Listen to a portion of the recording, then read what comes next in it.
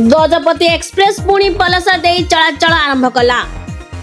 गजपति जिला सदर महकुमा पारଳାଖେମୁଣ୍ଡି भुवनेश्वर को गत किछि वर्ष हेब गजपति एक्सप्रेस नामक सरकारी बस पलसा दे यातायात करुथुला, किंतु हठात एही बस टी मोहना दे यातायात कला, जहाकु ने प्रबल विरोध होइथिला।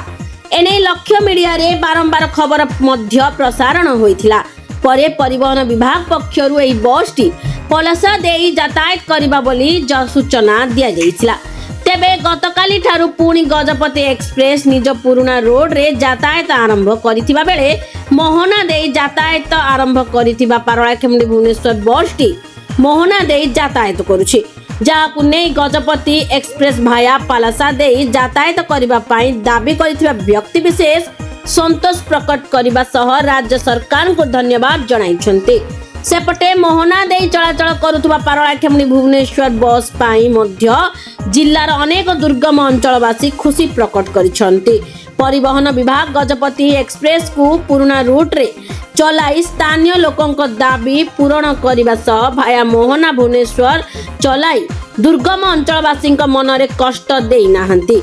आमे लक्ष्य मीडिया पक्षरु सरकार को अनेक अनेक धन्यवाद जणाइबा सह आम प्रसारित खबर रे खराब कमेंट देइथिबा दर्शक वो भल कमेंट देइथिबा दर्शकों को धन्यवाद देबा सह आपण मानक एही खबर प्रति रुचि सरकार को एक प्रेरणादायी पदक्षेप नेबा को बाध्य करिछि बोली आम टीम आपणक निकट रे चिरऋणी। मो प्रणत कुमार पटनायक समाजसेवी पारଳାଖେମୁଣ୍ଡି। दीर्घ 40 वर्ष है ए रूट रे भाया पलासा दे गजपति एक्सप्रेस चलता। आम हठात शुणा पाइलु जे गजपति एक्सप्रेस ता भाया रामगिरी दे मोहना दे भुवनेश्वर जीव ताकू आम तीव्र विरोध करथिलु ओ आम किछि लोक आसी से गाड़ी की मध्य अटकई। आमको एटाकार डिटेन जे सी आसथिले आसिक आमको गोटे कथा देले जे आमे अल्प दिन रे गाड़ी चले कुछ असुविधा नहीं। आमे जगन्नाथ एक्सप्रेस नाम रे रामगिरी दे चलेबू एवं जहाँ जमी चलता भाया पलास दे चलेबू, किंतु ताके विलंब रहले मध्य आज से गाड़ी पुनर्बार परिवहन विभाग पठेइचंती।